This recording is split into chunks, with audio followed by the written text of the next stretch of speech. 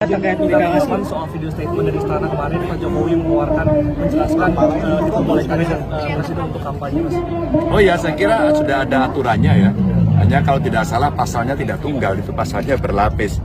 Kalau dia incumbent maka boleh. Kalau tidak, saya kira netralitas menjadi penting. Karena statement beliau sebelumnya semua harus netral, termasuk para kepala daerah. Maka rasanya statement yang pertama menurut saya menjadi harus lebih pas untuk diterapkan. Kalau statement yang kedua rasanya harus dikoreksi.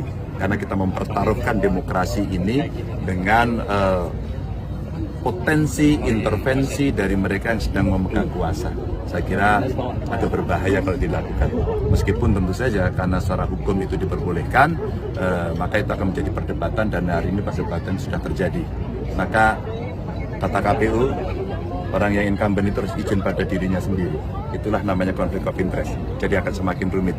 Rasanya segera kembalikan netralitas kepada mereka yang memang punya potensi untuk bisa menyalahgunakan TNI, Polri, ASN, kepala daerah, ya, dan tentu saja Presiden. Mas Ganjar, perubahan statement itu dikarenakan apa ya Pak? Perubahan statementnya Presiden dari netral sehingga saat ini mengatakan bahwa boleh berkampanye itu karena apa? Yang paling tahu beliau sendiri.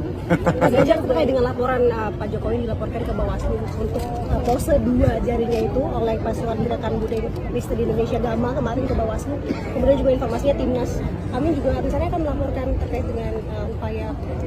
Saya tidak tahu jarinya itu angkanya berapa ya. Kalau angkanya 2 mungkin perlu cukup klarifikasi saja. Apakah benar? Maka relasi dengan sikap dan statement boleh kampanye itu penting untuk kemudian diberikan kepada publik. Saya kira akan lebih baik kalau kemudian mereka yang punya potensi-potensi untuk bisa bertabrakan dengan nilai-nilai demokrasi itu tidak berada di jabatan publik. Maka kemarin kami sendiri diskusi, saya dengan Pak Mahfud diskusi agar potensi konflik itu bisa dieliminasi, ya mundur.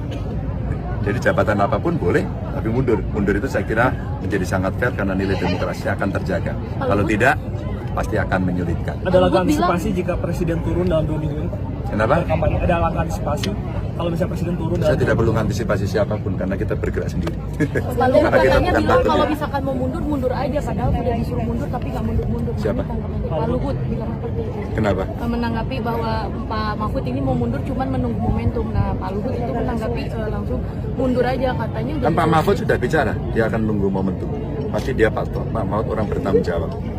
Anda lihat, di antara sekian menteri yang punya integritas tinggi, Anda lihat saja. Siapa orangnya?